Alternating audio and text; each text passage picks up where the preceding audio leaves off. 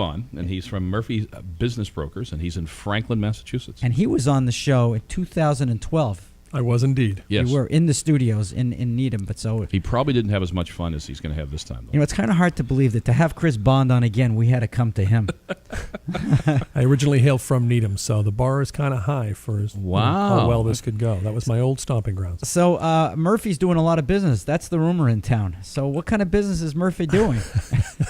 As you say, we're business brokers, so we do two things. We help business owners with objective advice on the likely market value of the business, and then when the time and situation and numbers are right, we help them very quietly and confidentially find a buyer for the business. Objective. Now that's a powerful word in your business. Not everybody wants to hear an objective value of their business. No, it's a fair point. And I insist on, I do opinions of value as an isolated step because I'm not looking to take on listings. I'm not looking to just have 20 or 30 businesses for sale. I'm looking for engagements where I'm convinced that we're aligned as to the market value of the business and the likelihood of being successful actually selling that business. So coupling up with the right marriage is really important for you. Without a doubt. Right. So who's the right couple? Well, I'm sitting here and I'm your fairy godmother, and I can help the perfect client come in your door. What's that perfect client look like?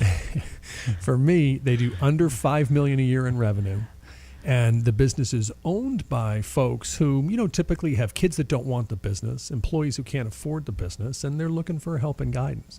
So my ideal client runs a small business, has, in most cases, for decades, and they need help. They don't have a clue as They don't want to see it go away. They want to see it continued. But without question, yeah. That's what, some other interviews that we've done today, we were talking about family generation business, and Mike Travaris was one of the interviews, and there is a very good example of a second generation doing extremely well.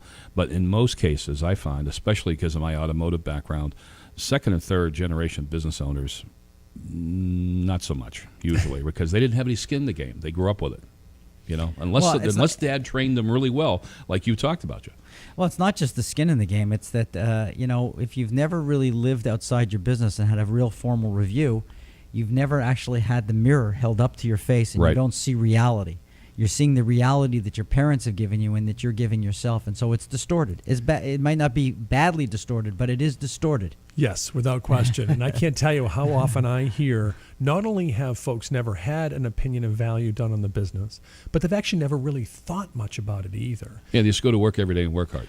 Absolutely. I would say that the owners of, or the people who run privately owned businesses or public companies that I've worked with, in general, have about half the self-esteem of family owners that I've had in terms of, because family owners just seem to they live in their own world.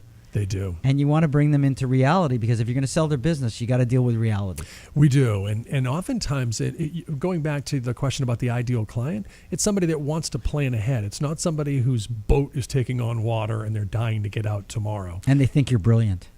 Well, that helps too. Doesn't it? Yeah, brilliant. The ideal client wants to plan out a year or 2 or 3 or 5 in advance. They want that advice today to figure out what to do down the road. So tomorrow I'm delivering an opinion of value to a man and a woman who co-own a business, nice little $1.3 million revenue generator in the surveying world, niche business. And, they're late 50s. They're not ready to get out. They probably can't even afford to get out just now. Business is doing well. But they need to have a clear plan. They do.